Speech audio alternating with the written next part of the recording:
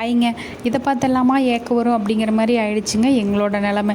கோயிலுக்கு போயிட்டு வந்துட்டு திடீர்னு ஒரு 6 மாதம் எங்கேயுமே போகக்கூடாதுன்னு சொல்லவும், வெளியே எங்கேயாவது போனோன்னா அந்த கோயில் பார்த்தாலே அவ்வளோ ஏக்கமாக இருக்கும். எப்படா கோயிலுக்கு போவோம் அப்படின்ட்டு அவ்வளோ ஆசையாக இருக்கும். ஒரு வழியாக 6 மாதம் முடிஞ்சு கோயிலுக்கெலாம் போகலான்னு சொன்னோன்னே செவ்வாய்க்கிழமை அப்படிங்கிறதுனால முதல்ல முருகர் கோயிலுக்கு தான் போயிட்டு வந்துருந்தோம். வந்துட்டு மத்தியானம் லஞ்ச் அப்படியே ஸ்டார்ட் பண்ணியாச்சு.